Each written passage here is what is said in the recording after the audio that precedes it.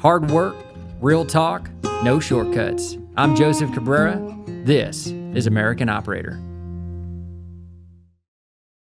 All right, team. We are here with Brooks of Brenham Quality Meat Market here just outside of Austin. I say just outside, about an hour 40 or so outside of Austin. Hour 45, sure enough. Yeah, man. Good old Texas boy here. Going to talk about the business of not only cutting meat and processing and all that, but really building something that's a community staple. So, Brooks, man, good to have you on today. It's a pleasure to be here. Like I told you earlier, first podcast for about the past 10 years. I don't really listen to radio or my phone. I'm a podcaster. So, oh, you are? Yeah. You got any favorite shows you like tuning into? I mean, of course, Joe Rogan here lately. And then you got Cam Haynes and Steve Rinella. Oh, yeah. So that's all you need. That's right man. up my alley. Yeah, they keep me going wherever I got to get going. So yeah, not much on the music, but yeah. So once I heard about doing this, I thought about it prior to the opportunity. If I ever got the opportunity, I'd take it. And so yeah, here I am. Well, I appreciate you saying yes, man. Oh, so good to have you, man. And really, we were just catching up before the show, and I tell folks, I was telling Brooks here, just for folks tuning in, that it is not a surprise to me that the guys and gals that are building America and building up their communities almost never been on one of these before. And as part of it, just because heads down, stay humble, keep moving forward. Yes, sir. But I appreciate you coming on, man, because I know it's going to help some folks out there. Right on. Yeah, looking forward to doing whatever I can to help, what I got going, if that can shed any light on anybody going forward. And that's part of why I feel like I'm here. So, yeah. We appreciate it, man. Well, before we get into the meat biz, because we'll talk a little bit about that, it's a unique, maybe not unique for Texas, but I think just unique for folks in general, understanding what that's all about and some of the things that, they might think they know about it or they not. Man, I'd like to understand more just kind of where you grew up. Are you from Brenham originally in Texas? What was that like growing up? What were the things you into? I feel like nobody knows where Kinney, Texas is. Kinney? So you got Brenham, and then you got Belleville, and right in the middle is Kinney, Texas. Okay. Population, I think when I was growing up, was 30, 35. No kidding. You got a post office, a bar, and a welding shop there.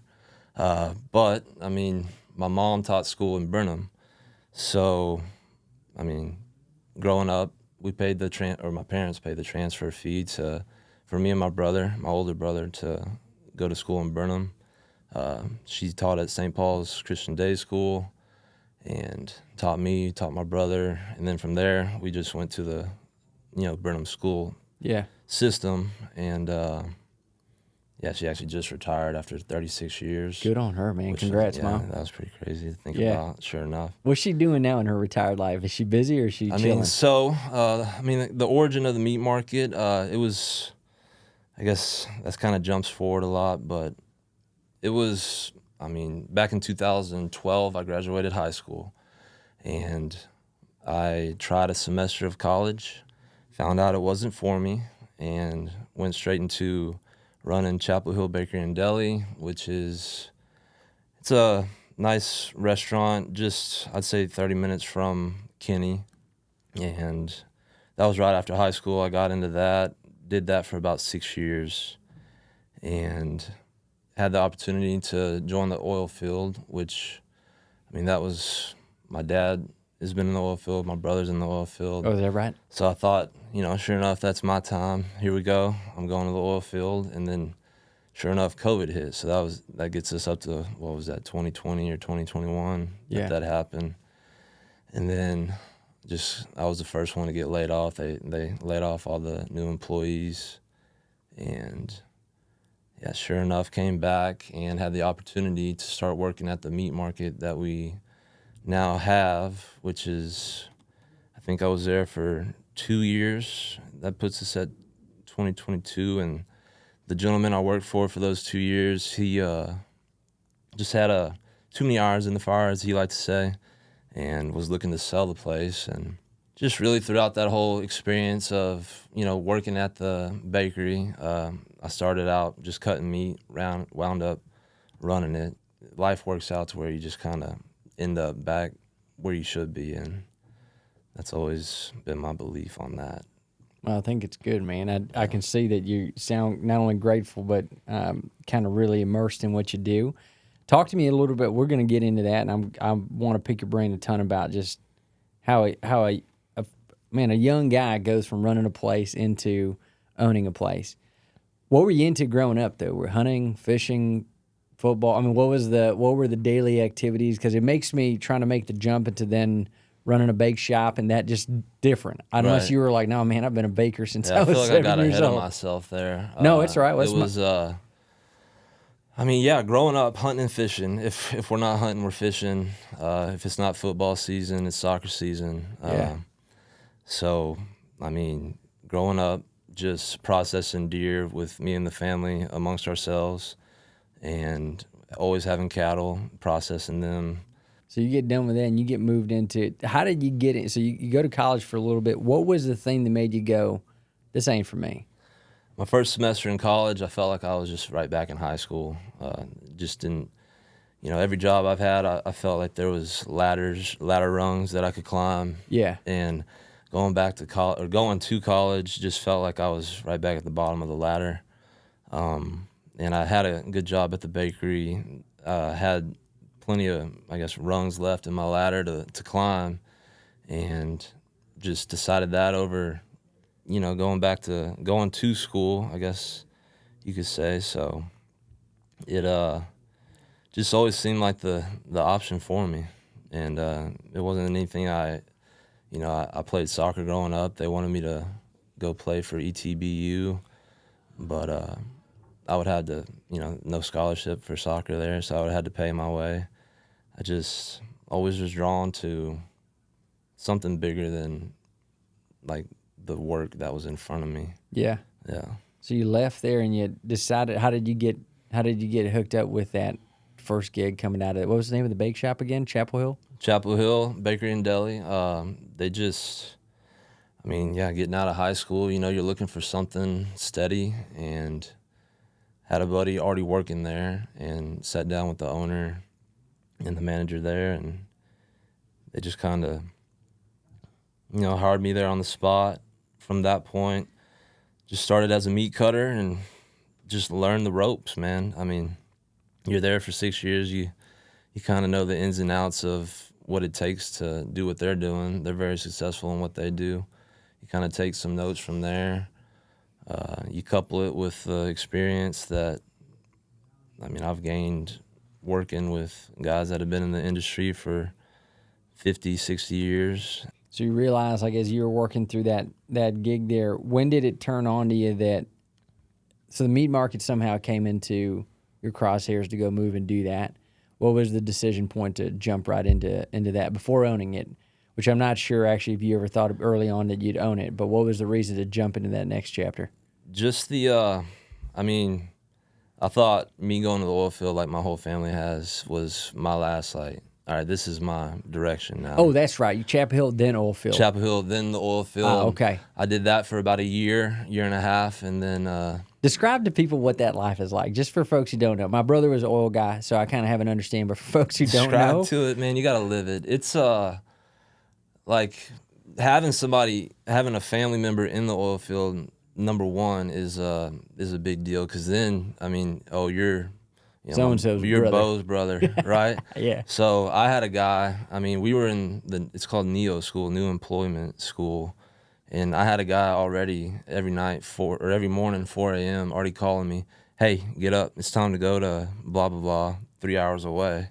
So, just, you have to be ready at any moment, and you never know what it's going to be, what your day is going to consist of, at least from my standpoint. I never really had, like, a full traction in there, so yeah.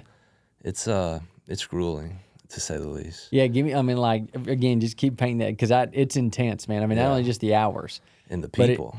And the people, man. Right? It's like walking pieces of leather, right? Yeah, no BS. You either do what you're told, or, you're going to hear about it. And, that'll shape you real quick as well, because, they have their points, and you either just fall in line or you just get booted, but... Do you think they have a reason for being that way? 100%, yeah. Why is that? It's just a no BS industry.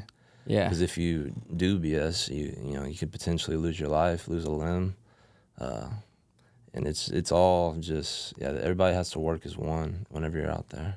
Yeah, it's I think folks probably don't have an appreciation for the proximity to something that can, I mean, at the very least, pull a leg, an arm or something away, or a finger off, or something like that. It's not like kind of close. It's there right in front of you, rep after rep after rep. Right? It's in your face. Yeah, no doubt. Yeah. Sure enough. Do you remember the first couple nights after doing it? What were the thoughts going through your brain? Just, I mean, this is it. This is what you got to do. I mean, I've never shied away from anything that's hard. So you just got to adapt. Yeah. You just kind of got to be malleable, know that this guy's not going to be the same as this guy, and just really do what you're told. Yeah. What were the parts you liked about it? What were the things that you see now that you took from that time? Of course, the oil field money, as they say, is always good, man. I mean, me being young like that, it was nice while it lasted, but then you start to realize, man, is this money worth all this time and just the grueling hours of it all? So my mom used to say, they don't pay you for nothing, right? You find out real quick, and it was the nail in my coffin, like, man, this ain't really... even if they didn't fire me, it didn't feel right. Okay. What you mean by that? Like, what was the thing that stuck with you that didn't feel right? That I should be the one telling them more so of how things are going, because they didn't realize it from their standpoint, or the actual guy that they're telling it to standpoint of, I've had the opportunity to, every job I've worked, to be the voice of the employee, and now I'm the employee's, voice as the employer. You just, the behind the scenes, so you get to be closer to that person, kind of hear their voice, have their voice play in your head as a boss. Yeah, no, there's a lot of value in being able to see from the ground up what it's like. So you do a year in the oil field, and you decide at that point, hey, this doesn't feel quite right. I need to go pursue something else. COVID hit, man. I got cut.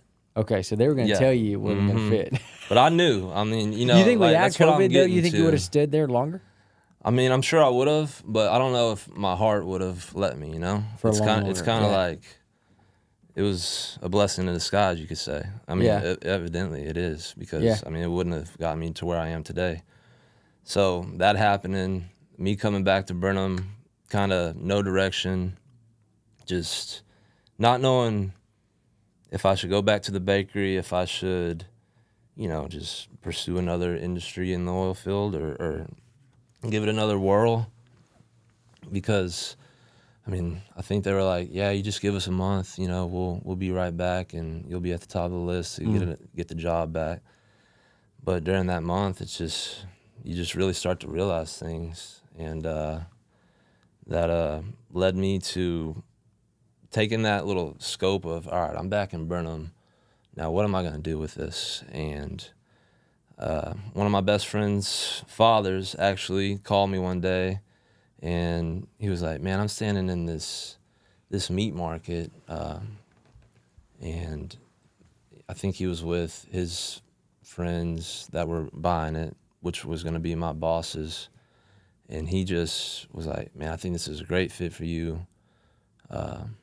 And so, before I went back to the bakery, I gave it a look, and it would be me running this place before actually essentially owning this place. Now, did you know you had a path to ownership there? Or no, sir. Okay. I did not. When he said this is a good place for you, he just meant as a place for you to be a part of and help place run. For me to, I didn't have anywhere to plant my plant, right? So yeah, it was either that or the bakery. And there's nothing wrong with the bakery, but it was just, do I want to get back into that, right? It's funny because like months before that, I was already thinking and kind of feeling like, man, if there was ever an opportunity, I would be able to take over this place. I could do it right. I go home to Pops, and I just sit him down. I tell him I want to have a real conversation with him, because this is a big ask that I'm about to ask him. And he, so I sat him down. I sat him down. We were in the pool in the back having a whiskey about it, and he was just trying to poke holes at everything that this idea held. And, essentially I just said, just whatever money that I was going to get, I just want to put it towards this. This is my roll of the dice. Yeah, from that night, he sat on it for about 2 days and then gave me a call back, or we just saw each other, and he's like, all right, this is something you want to do. We've always believed in you. We'll give it a shot. And, been running ever since on that front. It's been a heck of a 3.5 years, but it's where I was meant to be. Yeah. 100%. What do you remember the kind of questions he was asking you? Yeah, because you got to think I was bouncing back from idea to idea prior to that. He's like, all right, but this is something, once you do it, it's like, this is, you gotta stick with it's kind of a forever, it's not kind of, it is a forever thing for me. So we, it started with going to see the place and poking holes in that. The business idea, it was obvious to me, but just making it better than it is. Like, you see something, I guess I do. You see something and you just know when something's missing something. Yeah. And this place is like starting from scratch, essentially. Yeah. It's been a meat market since the 50s. It's made it this long. Changed hands four times. Just nobody ever really gave it the love it needed. Can you tell me why? You said something that sticks with me right now, which I think is rare. When you say a forever thing, for a lot of folks, they almost can't fathom or commit to that. We get a lot of folks right now even looking at getting their own slice of America to build and nurture. There always seems to be some 5 to 8 year timeline that they put on it. And it's rare to find somebody who looks at something and goes, no, man, this is going to be me for as long as I can see the future. You seem to say it with such peace. I'm curious why. What is different about the way you think about that? Why does that seem so easy? Yeah, I'd say it's just everything I've been through in life, my friend. It's, I started working at 15, and I feel like for some people this might seem so fast-tracked to me, knowing where I am and why. But for me, honestly, it's been clear because of everything I've went through. I don't know how many jobs I've had that I just couldn't seem to find that peace. So, starting at 15, I want to say I've had probably, if I had to go through the list, I know we got time. I was a veterinary assistant. Then I went to landscaping for a couple years. Then I went to a warehouse working, Chapel Hill Bakery, of course. Oil field. The oil field. And that's just the beginning of the list, honestly. I just always have felt that if I ever got my opportunity, that I could create my own and make it run. So, yeah. So you've seen enough. Seems to be enough pattern recognition in there. When you saw a good thing, you're like, that's it. And when I didn't see it, I knew how to make it.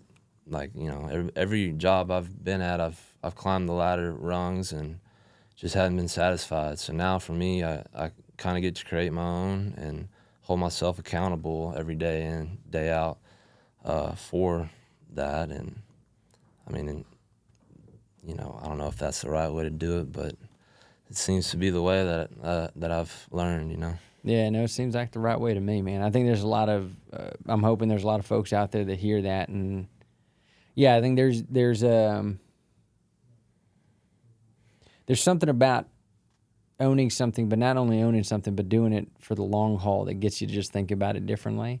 Heck, it's probably why your parents kind of believed in you. My hunch is, right? You're going to forever be their son. Right. And so there's something about contributing to that level of belief that makes you even want to try harder, I imagine. Let me ask you this. I'm curious, what do you think? What do you think about your parents gave them so much belief about, giving you that start into this business that allowed you to, what gave them that confidence? I think just my rap sheet, man. I think, they wouldn't have done it if I hadn't proven it in other ways. I mean, I owe everything to them, and I think for them to do this for me is just another kind of vote of confidence of like, yeah, we're proud of who you become and what you got going. Yeah. You know, I mean, kind of makes it all, it's kind of flywheel effect, because then you behold that and you don't want to let that down. 100%. And so it's just this thing that kind of takes care of itself. Yes, sir. Yeah. Man, that's cool. Well, it sounds like you have some great parents. What's their names? Ben and Debbie Lubojasky. All right. Yeah, sure enough, man. Ben and Debbie. They'll be watching this, I'm sure. No, whenever it comes out. No, it's awesome. There's so much of that I think about too. Yeah. Just how much having some good folks, man, can really make a difference in just kind of how you look at the world and how you look at yourself. So it sounds like it's a formidable part of your upbringing. Talk to me about the meat market now. I mean, just as a fan of that kind of business, I am. And also just somebody who also likes the outdoors, hunts and fish. I can really appreciate a place where you can, bring what you've, harvested for the year, what you got out in the field, and know it's going to be taken care of. But for folks who don't know what the business is, they probably most folks only have experience with kind of the meat aisle at HEB or something. Right. Talk to me about how this operates, why it's different than going to the grocery store and picking up some fajitas. I like to say that we're the meat aisle of HEB, but on steroids, right? Because everything that we do, it's of the highest quality, of the most custom cutting. Like, say I got a guy, he wants 3/16 of an inch. We'll get him 3/16 of an inch on something. We custom process livestock and wildlife, which is something you don't have at HEB. But when you say that just means you can tell folks what that means. Like, you can bring a whole deer in if you want, and you guys will take care of them. You can bring a whole deer in as long as it's got a tag on it, and we'll skin and gut it on site, or we'll take it quartered and gutted, and we'll sit you down in the office, have about a 20-minute conversation on what exactly you want to do with this. A deer is something a lot of people in our town hold very dear to them. It's, only 4 months out of the year, but a lot of people, they'll feed their families for that whole year just off a deer. So we take a lot of pride in what we do. As far as on that front, you got these big places, it's called batching. They'll throw your deer with another man's deer, but I know a guy, he spends $10,000 a year on his feed for a deer to bring in that he's going to consume. So it's just, taking pride in that aspect, providing the needs of that community, because the shop that I'm at, or the market, is it didn't do this for 10 plus years. Oh, really? And so just reviving that, it's been a really cool thing to see. The livestock hadn't done that for probably 20 years, and bringing that back in. We get calls every week about livestock processing, all the way from lambs, sheeps, pigs, steers, you name it. We'll find a way to just make it work for our community, and that's something that's really cool to see. It's not like anywhere else that I've been, and it's cool to create that on it's rare. Front. It's rare too. It's rare, yeah. Usually, you definitely can pick up your standard cuts almost anywhere, and some places, you can pay a little bit extra to go kind of get, and if you're kind of friends with the person behind the counter there, to get them to cut you something, but not to the point where you can go bring in something on your own and have it exactly the way you want it. Those places seem to be less and less. And that's something, it scares me, but it also drives me, because they do, man. There's, within the vicinity of our butcher shop, there's probably, within 50 miles, there's 10 of them. Nowadays, there's like 5 of them. So it's something that's, I don't know if it's the last of a dying breed, but it just seems to be getting smaller and smaller. But another thing about where we are is our community. they back us, and it's a big part of why we are who we are. And without the community, I don't know if we'd be able to make it like that, you know.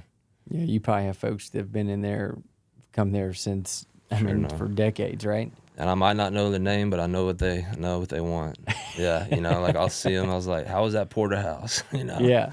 Yeah, it's cool. It's another aspect of why I love doing what we do. They get to meet the people behind the counter, and I get to meet the people in front of the counter. And I mean, we create friendships. I mean, shoot, I go golfing with one of the guys now. You know, hang out, go to dinner sometimes with some of the customers, and it's a really cool aspect of why I do what I do as well. Yeah. Talk to me about the folks behind the counter. How many teammates do you have there helping you out? Well, I mean, including my family, I'm gonna say 10. Okay.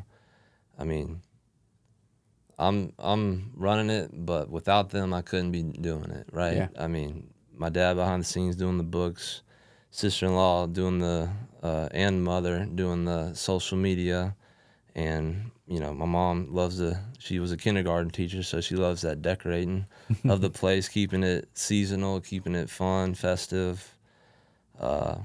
Make sure people want to come in and hang out. Yeah. And then sure enough, I mean, starting this place, it was just me, but I've been able to bring in a guy from A&M who I played soccer with for 15 years, Garrett. He was at A&M on their slaughtering floor, learning exactly what we do now, but not even knowing that would apply to what we're doing now. He jumped on the wagon with me, and man, I couldn't be able to do it without him 100%. His knowledge and everything he brings to the table is priceless, is to say the least. And then, I mean, from there I got 2 girls behind the counter they'll out customer service the heck out of anybody. Yeah. Like, it's unbelievable, and it's not because they're paid to do it. They love doing it. That's just who they are. And then, I mean, the guys in the back, they'll jump up front too, but without their knowledge and give a damn about why they're doing what they're doing, I couldn't ask for much more from those guys either. And I know that's the number one reason actually why we are so successful in what we do, for sure, because without them, all the way from my family to the boys in the back there, it's unmatched, I like to say.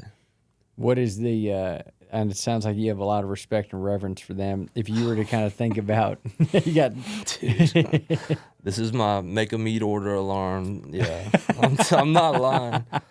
Call your supplier, yep. Call your supplier. Sure enough. Oh, that's a good reminder to have, man. Yeah, my apologies. No, it's all right. It makes it real, man. Hey, look, I'm looking at it right now. Yeah, call your supplier. Yeah, it's even when you're off the clock, you're on the clock, right? Yeah, no, that's right, man. What would you say, again, looks like you have a ton of reverence for your team. What would you say, like, the most important thing you do for them? Like, when you're doing your job right, what does that mean? I mean, if I were to put it into words, I wish to supply meat for everybody in Brenham, Texas. You know, that'd be a start, right? Yeah. That'd be something cool. But how would you put it? Their lives at stake. I mean, I don't know if that's too drastic, but kind of, right? Like you're putting food on their tables too, and keeping their families going. That's, I mean, part of the main reason I wake up with that fire is I can't let them down. And I think in turn that is good for everybody. They see that. It's tangible. I got to bring the energy. Yeah. You know, the tone setter, I guess you could say. Yeah. No, it's a thing that it's a little hard to put a finger on, but it is.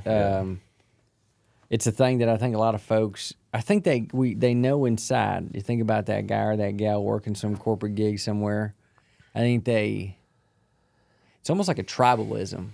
Like, you know, and if you're kind of in charge of that tribe, it's way less about what people might think, which is about the power and being the boss. Exactly, yeah. It's about taking care of these folks. And what a beautiful thing to be able to fast forward. Don't want to rush time, but fast forward 20 years and be able to look back and know you did a good job taking care of these people who are still around. Like, I want to be able to, for them to go home and hang their hat on something that we've created together, for them to have the family and sustain, life with the family, if that's what they want. I put that before myself, for sure. And you learned that from where, you think? Where'd that come from? It's got to be my father. Yeah? 100%. Yeah. What's Dad do for a living, by the way? You say he runs the books. Is he CPA or something, or no? He runs the books, right? But he's been with this oil field company for 35 years. Okay. He's waiting to retire. He's just, growing up, just hard-ass oil field dad. Not always there, months out, 2 weeks here, 3 weeks there, but yeah, it was, that's something I aspire to be too, just 4:30 in the morning every day, and that's something, like, I'm not going to have to do that. He provided, he, like, laid the path for me he wants better for me than what he had for him. He always tells me that. So you take a lot of pride with that, and you got to learn from that, because in the beginning I didn't quite understand it, but looking back, it's like, damn, he's a badass, Yeah. Yeah, he sounds like a word is bond kind of guy to you, right? 100%. Which is probably shake how you your want to hand, run break your hand, and every time you see another guy, it'll be like, I don't want to shake your hand, but you know who he is. It's and my mom, just while my dad, maybe he's out in the oil field, just being that rock too, it's just the perfect culmination of everything, and I feel like it puts a lot on. Like, I don't want to be, I don't know if I'm allowed to cuss, but you don't want to let them down, man. Yeah. So that's a good driver. Yeah. What's the things that you're kind of, whether it's from childhood, sounds like you got some really great parents kind of helped you along the way, got some good jobs and some good values. What's something that y'all do maybe on a daily basis at the company that you feel, or at the meat market there, do you feel like really embodies like how you grew up? Is there like something you do, rituals or anything like that kind of keeps that team tight? Yeah, just taking the time every day to walk up to each person and, like, what's up? How are you? Like, how was your night? What'd you have for dinner? How's your weekend? How's your kid? How's your husband? I do that inadvertently, like, not knowing it, but and we have this big group text. It's just, if you got too drunk last night, you can be straight up with me and just be like, yeah, I had a night, and it's almost like family like that. Like, they're my brothers and my sisters. Yeah. Not so much my employees. And through that, I find, with working all these other jobs, I find that to be the way to do it. Hey, I slept through my alarm. Not, hey, I have a flat tire or something, Just shoot me straight. Yeah, just shoot me straight. It's a cool little family in my world. Like, in my head, it's just, you kind of, I don't know, the pieces, they've came 4 years apart, and I didn't hire everybody at once, but it's just the way that things work now. It's magic. It's beautiful. Something refreshing about being able to show up to a place and not have to hide who you are. Right, exactly. You just kind of get to show up, and if you had a rough night, and you're hungover, like, me too, buddy. Like, I'm gonna give you a hard time. Yeah. But just hey, go look, stand in the freezer for 5 minutes and just come out. Go sleep in your car for an hour. It's all good, Yeah. We're here for, if somebody slips, somebody else catches you, and I think that there's a lot to learn in that for business. I know not all business industries are that same way, but man, if they could be, it'd be ideal. You genuinely care about the human. Genuinely. And there's something about that you think that makes them go, I can't abuse this. Like, there's something special here. Unspoken, right? Like, they know what I asked of them because I asked it of them in the beginning. And then you're a grown man, you're a grown woman. Like, let's let's do this. Yeah. And then throughout that, you just create this bond. It's unspeakable. We do things unspokenly that we know is good for one another, and it's kind of crazy just talking about it out loud now. Actually, it's wicked. Yeah, it's something special, man. Cool. It's cool. Talk to me a little bit about, just for folks who don't know, a little bit about the business of meat, so to speak. Is there what's the workhorse? What's the thing that you get sent out the door? Our shop, it's a retail shop. You got your meat cases. We offer your pork, your beef, your sausage, your chicken. We get that fresh. Like chicken twice a week, beef any day of the week that is needed. Pork same way. And then you have our specialty items shotgun shells, which is a manicotti pasta shell stuffed with chorizo, hamburger, cheese, pico, onions, bell peppers, jalapenos. You call that a shotgun shell? And it's a shotgun shell. You wrap that manicotti shell in bacon. Of course you do, man. And it's not good until you do that. We have a case that's specifically designated for all these cool ideas that they get to come up with, try out. And then you go into, we offer the deli meats and everything that we make in-house, like dry sausage, summer sausage, all the cheeses and whatnot. As far as the backbone, our retail shop is, that's what drives it. What's the most popular thing you think? What are the top 3 things people usually buy from y'all retail-wise?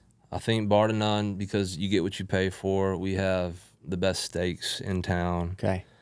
You can get it almost any way you want. I could go off on a whole nother spiel about our steaks. But our steaks, specialty items, that's a whole nother list. And we have this sausage recipe from 1960 that if I change a pinch of salt here, pepper there, the whole town is like, what's going on, right?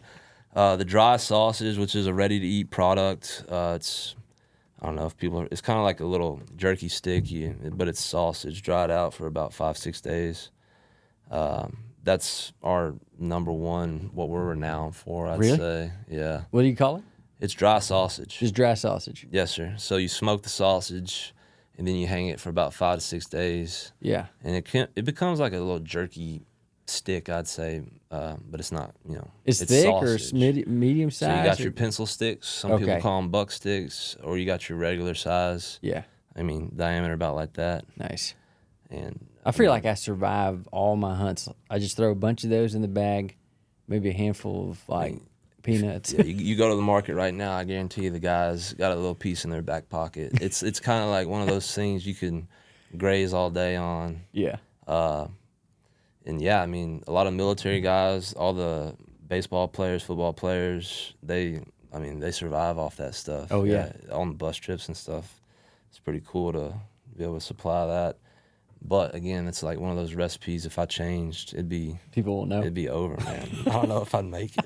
Yeah, that's a good thing to have. it's cool. It's a tall bar to keep, but man, it's a good thing to have a reputation like that. And the reputation, there was a guy, Fred Rout, 1955 all the way to 2000, that owned it. Then he just had his time and he sold it to somebody else. From 2000 to 2020. Or I guess we got it in 1920, somewhere in there. It changed hands 4 times. Yeah. And so it hadn't had that same recipe. He blessed us with that recipe because, I believe he believes in what we're doing, bringing it back to just the way it was supposed to be. What are the things you've done since taking it over that you feel like that's been a meaningful kind of shift or add? I'd say number one is the facelift, man. It's kind of bleak, You would pass by it, you wouldn't know what it was, to be honest. I wish I had a just the outside and stuff? Right, just the outside. Facelifts, that was the number one. But, on the inside, it's always been a meat market. A meat market's a meat market. So from that aspect, you just revamp the front, and that means listen to what the customers tell you. like I said, I worked there 2 years prior, and I would have to say no to people. I can't cut you a pork steak at 3/4 inch. They're all cut at 1 inch or whatever have you, something as simple as that. And I got my phone right now, a list of like questions and ideas that, you hear a customer say it, and a lot of people, they'll just be like, all right, kind of take it for a grain of salt and maybe not think about it that night. I'll take it, I'll put it in my phone, and then you look at it, and it's not just this customer that's asking. It's even, there's like maybe 100 people behind that customer that have been looking for this. You just got to listen to the customers is number one for sure. Yeah. Some of them in and out, and you'll know it, but I mean, with that in and out, some of them have some crazy things that are like, I don't know, it might make you $1 million one day, Yeah. It's crazy. Yeah. No, tell me, okay, I'm curious, man. This is something I thought about. It's kind of one of for folks who tend to know me a little better, they know that I'll kind of get these, I get these sometimes multiple days in a row of like deep thought on a topic that may seem insignificant, but I find it particularly interesting, at least myself. So I've thought about meat quite a bit in the past, especially meat business. Tell me if this resonates or if I'm off cue on this at all.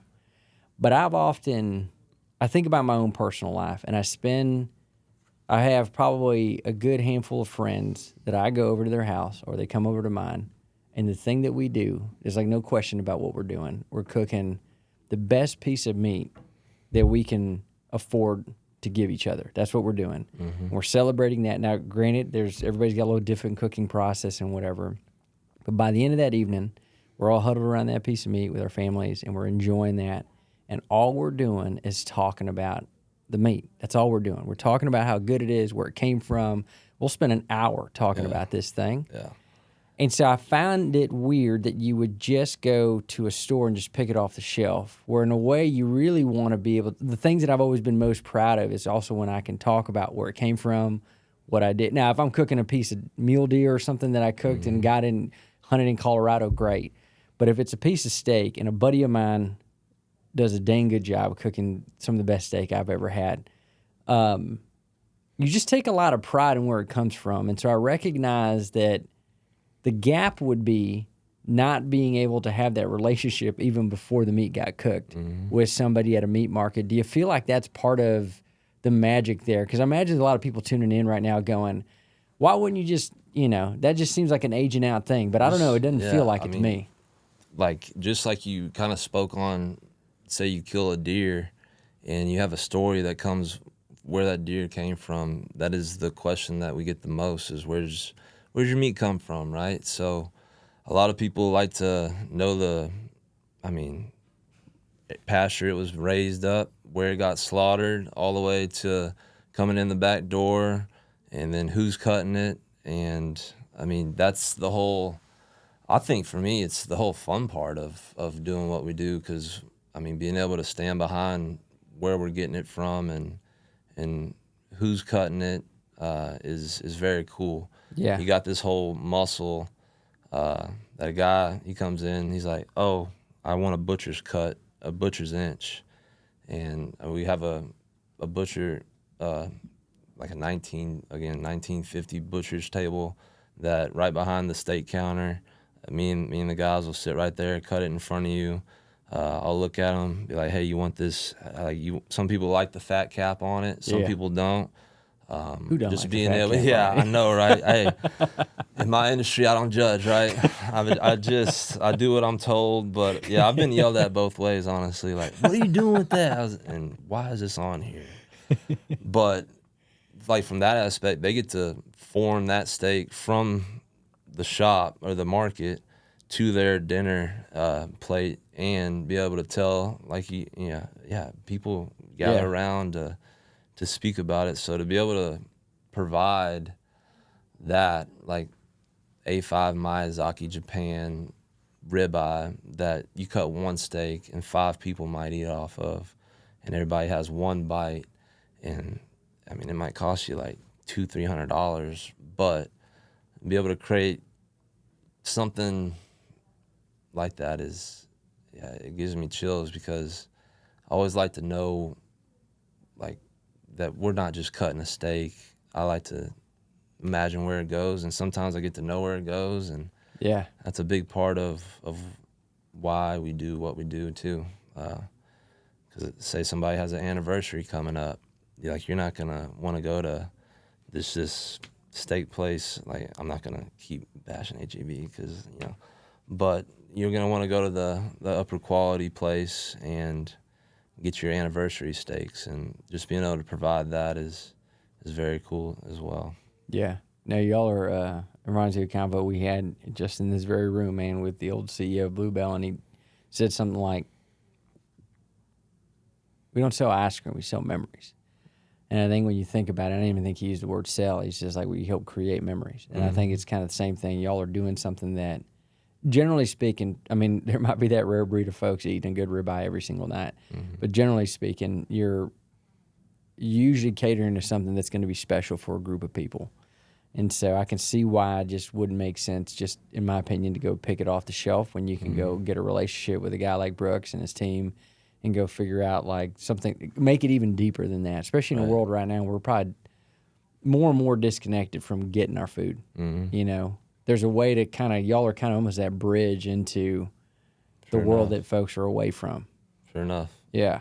And I mean, that's the world that a lot of people are becoming more and more aware about too, with the prices and all that stuff going up and or going down. It's people want to know what they're getting, not just some steak off the shelf. Last week they cook an inch, and this week they're gonna try 1.25 inch, and we can be like, how was that inch for you? Yeah. It's a cool relationship, and I mean, I take a lot of pride in doing that. It's something that, I mean, in the beginning, I never thought that would be where I'm at, but I think I can honestly sit here in front of you and say I don't think I was meant to do anything else than what I'm doing right now. Feels like home, huh? It does. It's very cool. Well, as we're kind of closing out this thing, two things I got left on my brain. One of them being, if you had to daydream where you'd be 10 years from now, what does it look like? What do you hope it looks like? I hope that everybody that is with me now is still with me, and that they're able to do whatever they initially, this probably isn't where they thought they would be either, right? But, me creating something that they could, like I always said in the beginning, hang their hat on and start a family with, I wish to be able to provide that for them. And same with my parents, just making them proud 10 years from now. As far as, I don't know, the shop, just keeping it special. Yeah, it's special, man. Yeah. One more thing. What for anybody on the fence right now, if I was sitting there, maybe they're working the old field, maybe they're working some cubicle up in a high rise somewhere, just trying to break their, maybe they've been considering this for years, doing my own thing, I don't know what, how, whatever. What advice do you have for someone to go find that courage for themselves to just get out there and go pursue this thing that you've built? It doesn't sound like it's easy at all, but anything you'd tell them that maybe might help? I would say, I mean, like if you're doing something that you're day in, day out, and you know that you're not happy, if at the end of the day you're laying there at night and you're thinking about something else, I'd say try to wake up thinking about that and pursue it. It's not going to be obvious. I feel like it was never really obvious to me, man, until like 1 week that I actually took the swing and tried to make it what it is. And just, I feel like everybody has this moment in their soul that they know it's like genuine, it's real, and this is what I should be doing. What you just described, at least the way I take it in, Brooks, is you almost can't logic your way into it. It's a gut thing. It's a gut thing. And if you can feel it and trust yourself enough to pursue it, it's scary as heck. But, man, it's the most pure thing you could follow. It's the most pure thing that you can ever feel. And I think that's why, I think that's what we're all searching for, is that feeling. And I just hope that everybody can live their life at least feeling it, I mean, once, and make it that one time last forever. Yeah. Brooks, man, thanks for being on today. For those of you that are in Texas, but really anywhere, drive on by Brenham. Where y'all at in Brenham? 509 South Market Street, Brenham, Texas. South Market Street. Got us on Facebook, Brenham Quality Meat Mark, Instagram. Website's under construction, still new. But, yeah, man, just ask for Brooks, Garrett, Blake, Will, Roman, Lisa, Gabby, Ben, and Debbie. That's anybody there will take care of you as good as I can. That's for sure. Well, Brooks, thanks for all you're doing, man. Again, just appreciate folks like you leading the charge on showing Americans just like what it means to build your own American dream. So thanks for all you do, man. Appreciate it. Appreciate you having me. Heck yeah. Thanks for tuning in to the American Operator Podcast, where we celebrate the backbone of America, small business owners and operators like you. If you've enjoyed today's episode, be sure to subscribe so you'll never miss out on more of these stories and insights from people who keep our community strong. Until next time, keep building, keep operating, and keep America moving forward.